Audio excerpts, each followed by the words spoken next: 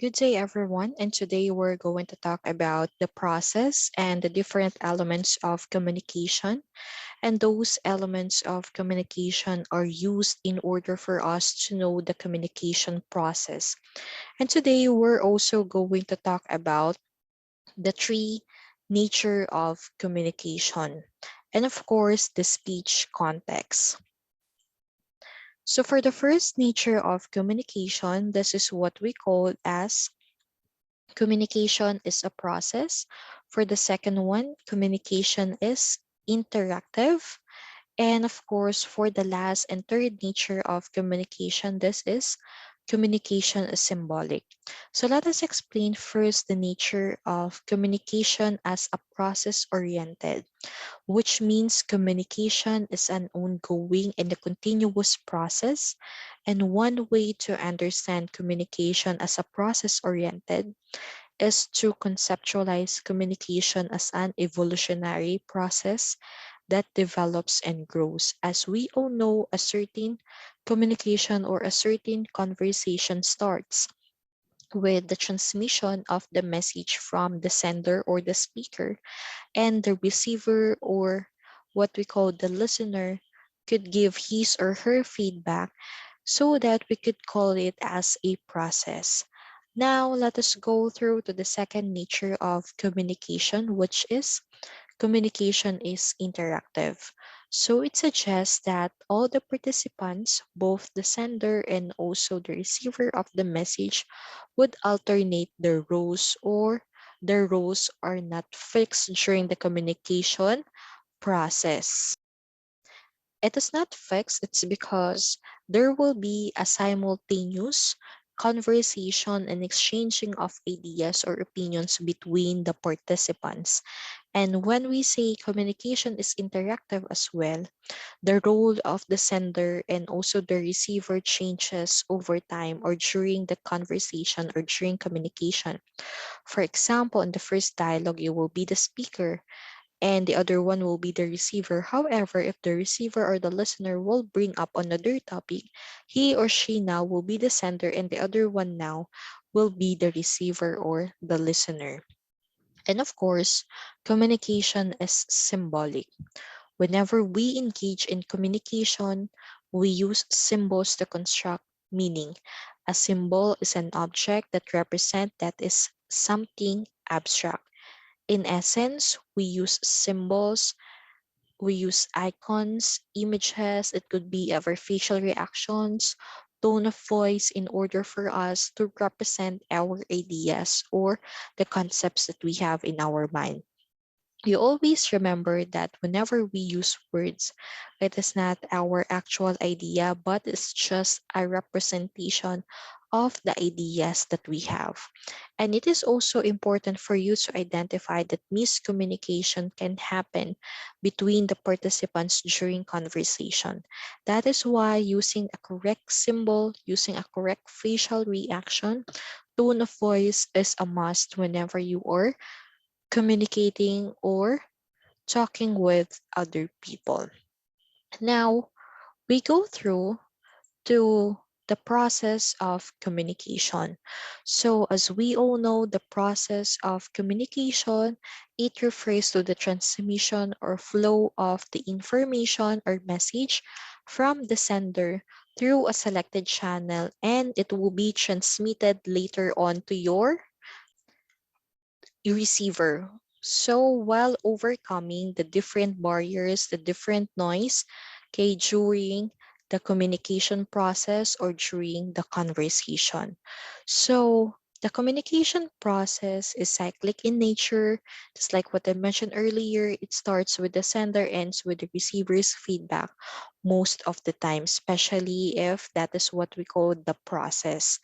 And of course, the communication must be a continuous and there will be a dynamic exchange in which various elements of the communication are present. So please take a look at this diagram. So it always starts with the sender, and then the sender will encode his or her message, and then she's going to pick channel or medium, and then the decoding process will be done by the receiver, and of course the receiver as the recipient, and then there will be a presence of noise or disturbances. Now let us identify the 8 elements of communication. So the first element of communication, this is what we call the sender. So the sender is the one who transmits or sends the message, and he lays the essential foundation of the communication. It's because he or she is the one who sends the message to the targeted audience or to the targeted recipient. And the sender is the one who initiates the message or initiates the transmission of the message. After generating the concept, knowledge, or anything, the sender will encode it in a way that the receiver can understand. So that's why we've mentioned earlier that the sender relays the essential foundation of the communication. It's because without him, the receiver will not also give his or her feedback or reaction. It's because there is no transmission or initiation of the message. Now let's go through to the second element of communication, and that is what we code as a message. So it could be an idea, information, view, facts, or feelings that is generated by the speaker. And the information could be sent via words, depending on the situation and the kind and value of information wanted to be sent by the sender. So when we say message, this is also called as the heart of communication. It's of course without any idea, without any information, without feelings that is generated by the speaker, it will be hard for the receiver or for the listener to give his or her feedback. And of course, when we say message, it is the information that the sender wishes to convey to the recipient. And of course, for the third element of communication, this is what we call encoding. When we're talking about encoding, it is the process of converting a targeted message into a suitable medium. For example, you have an idea from your mind. So now you are going to choose how are you going to send it, and of course, send it to your targeted audience or recipient. Is it through spoken language or through written language? So, of course, it depends on the occasion, the time, and the type of message that you are going to transmit. So, the message is encoded as a series of symbols, pictures, or words that are sent to your receiver.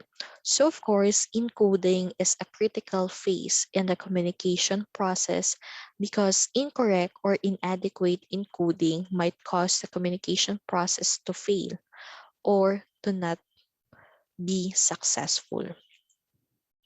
Now, for the fourth element of communication, this is what we call media or channel. So it is the manner in which the encoded message is transmitted. And this is also the way or mode in which a message flows or is transmitted. And the communication is sent over through a different channel or medium that connects both the participants. The message can be delivered into a different media platforms or different medium. It could be with the use of telephone, emails, chat, and many more, which will be decided by the sender. Now, for the fifth element, this is what we call the decoding. This is the opposite of encoding. So in encoding earlier, that is more on the sender or the speaker side. However, when we're talking about decoding, this is more on the receiver or the listener side.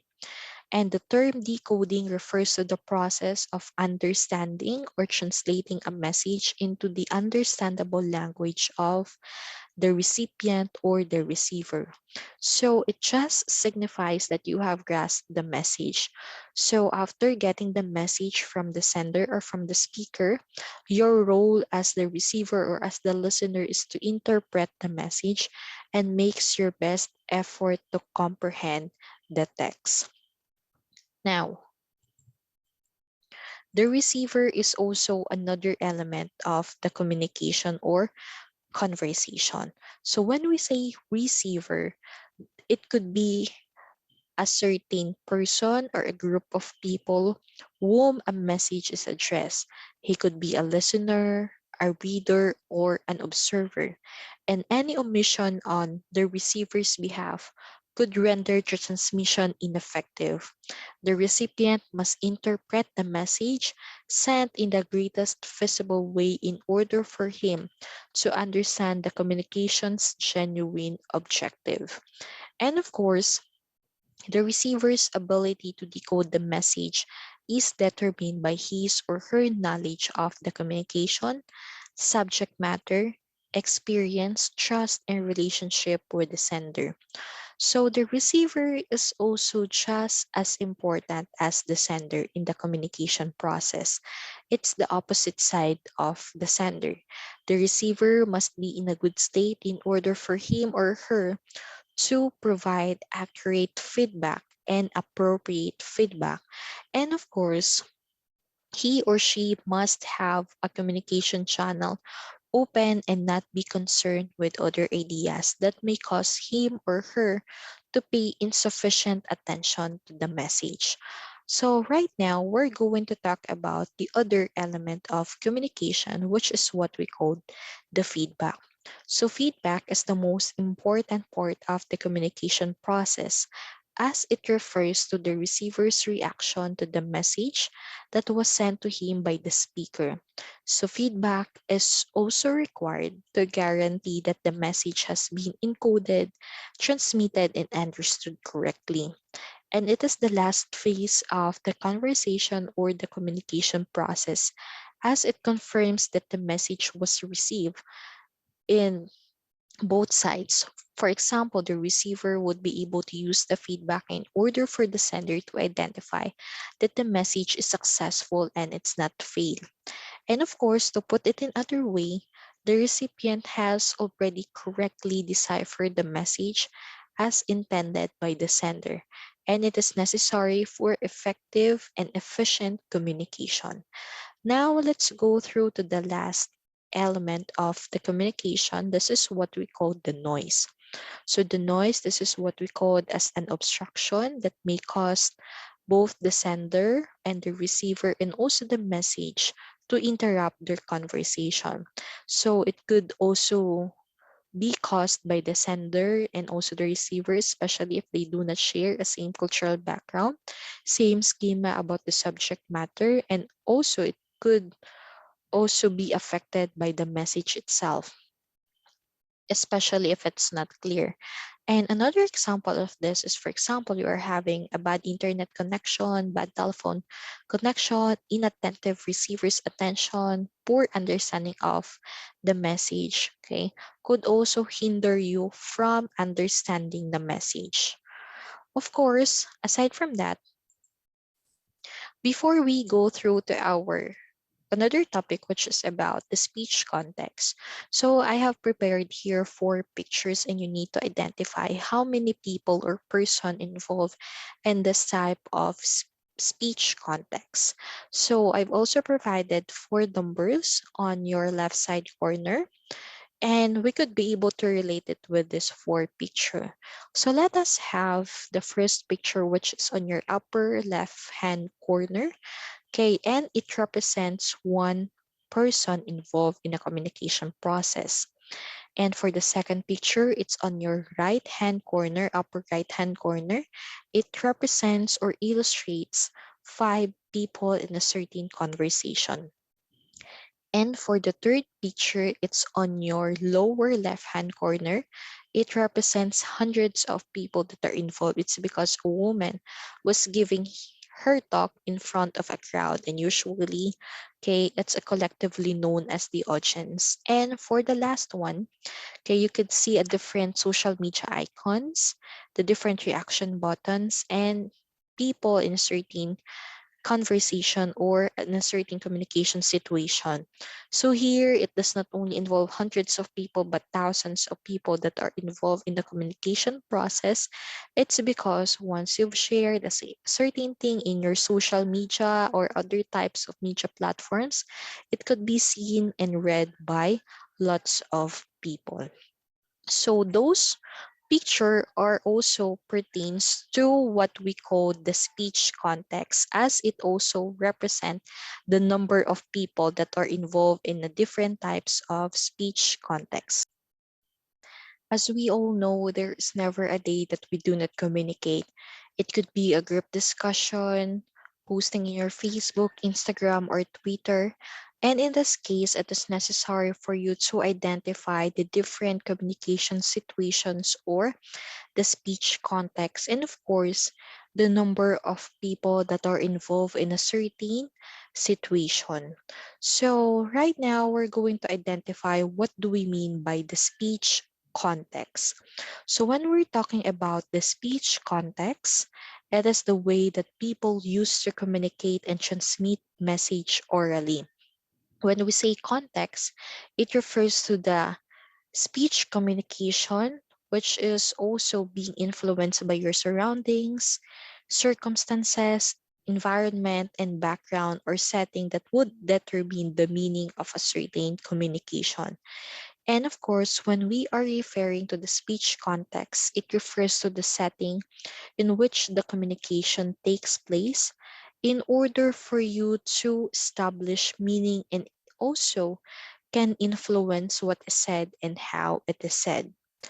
And of course, in addition, when we say speech context, this is what we call as a communication situation, which can also help you to communicate and respond appropriately and effectively. And today we're going to talk about the two major types of the speech context, which are the intrapersonal and interpersonal communication. But before that, let us define and explain the intrapersonal communication first. So this is something related with the first picture that I presented earlier. So when we say intrapersonal communication, it refers to communication that centers on one person where speaker acts both as the sender and as the receiver. It's here you are mostly communicating with yourself. So the only person involved in here is of course yourself only. For example, you are facing in front of the mirror, you're trying to talk to yourself, you are trying to motivate yourself. So your message is just made up of your own thoughts. And this is also what we call an internal dialogue with yourself. It is also important for you to sometimes talk with yourself once in a while in order for you to understand yourself, in order for you to be aware of your own thoughts, feelings, and also emotion. And on the contrary, when we're talking about interpersonal communication, it's a communication between and among people. It helps you establish relationship between the participants. So you are not the only person involved here, but there are also other people involved in this type of the speech context. It could be two or more people in a certain conversation. And according to Solomon 2013, he also added that the inter part of the word highlights how the interpersonal communication connects people. When you engage in interpersonal communication, you and another person become linked together. It's because your own opinions, perspective, and ideas are not the only thing matters here, but also with the other person or other people you are talking with. And of course, Solomon 2013, he also added that the personal part means that your unique qualities as a person matter during interpersonal communication. And here we're going to talk about the four types of interpersonal context or interpersonal communication, which is divided into four. The first one is the dyad communication. The second one is the small group. The third one is the public communication. And then for the last is mass communication. Let us go through to the first type of interpersonal communication or interpersonal context, which we called it as the dyad or dyadic communication. So aside from yourself, there are also other person involved in here, and it involves two people in a certain conversation. And according to some communicators, this type of interpersonal context is the best. It's because you are giving direct feedback or immediate response, and this one is more on intimate. And here, the role of the speaker and also the listener are not fixed, they are interchangeable. It's because during the conversation or during the communication process, there will be an exchanging of opinions or beliefs between the two participants. So the role of the speaker here and the listener, just like what I mentioned earlier, are changing as they've exchanged their thoughts, ideas throughout the conversation. So one of the real life example of the diet communication, for example, you offered feedback on the speech performance of your classmate, or you provided a piece of advice to a friend of yours who was dealing with a personal problem or a family problem. And this dialogues usually happens during guidance counseling, a heart-to-heart talk with your family members or with your friends. And of course, when we're talking about the small group communication, this involves a communication with at least three people but not more than 12 in a certain conversation. It's because if that is more than 12, that is already a large group. And here, when you are involved in a small group communication, you will have an agenda at the end of your discussion. It could be a resolution to a certain concern or finishing a certain task assigned by your boss, by your teacher, and many more. And this commonly happens inside a face-to-face classes before pandemic, and of course a group meeting, for example, together with your other group members or during a group meeting for a certain company. So the small group conversation or communication can be helpful for you, especially it could help you build your good communication skills, critical thinking, and also creativity. And from that, since both the speaker and also the receiver here, their roles are not fixed, they are also interchangeable, just like the diet communication. So it is also important for you to be able to facilitate an orderly conversation here. It's because all of you could change your roles throughout the process. And it could also help you to value your ideas, to value others' ideas, and for the other people to value your ideas as well. So one of the real life examples for this is, for example, you are participating in an organizational meeting which aims to address the concerns of your fellow students, or participating in a group meeting in order for you to finish the assigned task given by a specific person. And for the third type of the interpersonal context or interpersonal communication, this is what we call public communication. So here, the role of the speaker and also the receiver or the listener are fixed. They are not interchangeable, unlike the dyad and the small group. It's because here, the speaker most of the time is set to speak and to give a talk to the crowd. However, the listener are just set to listen during, for example, conferences, seminar, and many more examples. And when we say public communication, this refers to the communication that requires you to deliver or send the message before or in front of a group. And this public communication is also considered as the heart of economy, society, and politics because politicians use public communication in order for them to persuade and influence other people as well. So the message can be driven by the speaker, by informational or persuasive purposes. So other real life example for interpersonal communication, for example, you participate in a declamation or rhetorical contest, which can be seen or watched by hundreds of people or what we call the crowd or audience. And for the last type of the interpersonal context, this is what we call mass communication. So in mass communication, you use other types of media such as television, radio, newspaper, magazines, books, and internet. Okay, you're going to use these kinds of things or these types of media in order for you to transmit your message. So here, whenever you are using mass communication, okay, you are not the only person involved in here, but there are also other people involved in here which can be seen or which can read your arguments, your posts, and many more. Okay, unlike before, whenever you want to watch a certain news, you need to do it or you need to watch it in a specific time. Unlike now, okay, you can just revisit YouTube, you can just revisit their online newspapers or Facebook pages of a certain news program. And unlike before, that you are just using face to face interaction, but right now you can just do a public post on Facebook that can be seen, that can be read by thousands of people.